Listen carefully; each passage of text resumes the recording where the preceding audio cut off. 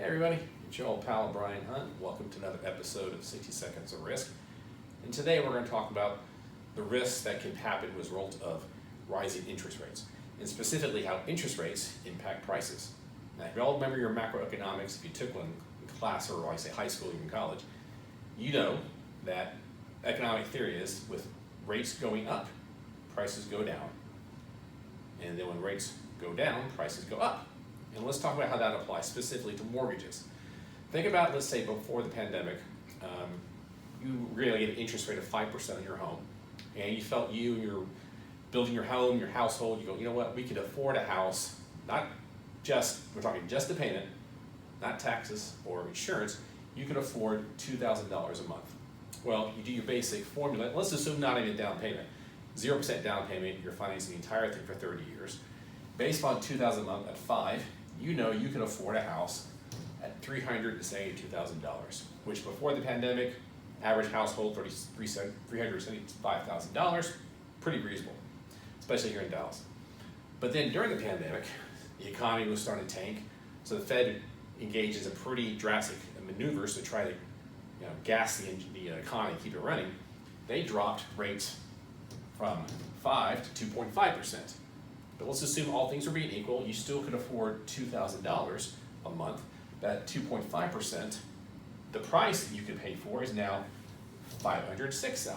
So you now have the ability to buy a larger home, or more valuable home, or more fancy home. But also know during this market, the builders and the sellers know you can afford more. As a result, there's a pressure to increase rates at the prices because everybody's out there looking for a house, and especially with supply being limited, but also the sellers know you can afford more, so there's actual incentivized to bring the price up. So during the pandemic, maybe a lot of you bought a house at 2.5%, which is a great rate. You got this wonderful deal, and quite honestly, you have a hard time beating that historically because these were put pressure on rates down during the pandemic. These are really artificial interest rates. So now we're back at the point where we're trying to get past the pandemic, and rates have gone, prices have gone through the roof on a lot of things for housing, steel, food, you've even seen it at times too. Even labor's got more expensive. So what happens? The Fed rises interest rates. Now you're at 7%, but you still can afford $2,000 a month. So what's that going to happen? It puts downward pressure on prices. So when we started here at 372 at 5%, now back at 7, you see you're actually can afford less than you did before the pandemic. So this is the interconnection as a result of interest rates. When money is cheap, low interest rates, when money's cheap, prices go up because the sellers know you can afford it. There's more money out there driving up demand. When rates come up, the whole point of that is to squeeze demand, therefore put downward pressure on prices.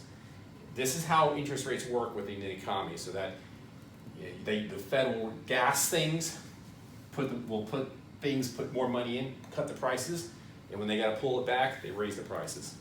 The impact is that during the course of these years, you see maybe major fluctuations in price, but again, before things went to craziness, that was a normal rate. For some of you out there going, oh, it's at 7%, I can't wait to get back to 2.5. Little tip, it ain't happening. 2.5% ain't coming back anytime soon.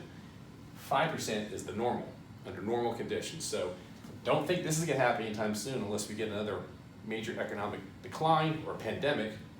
That's the rate you hope to get back to, and hopefully these will come down in the future.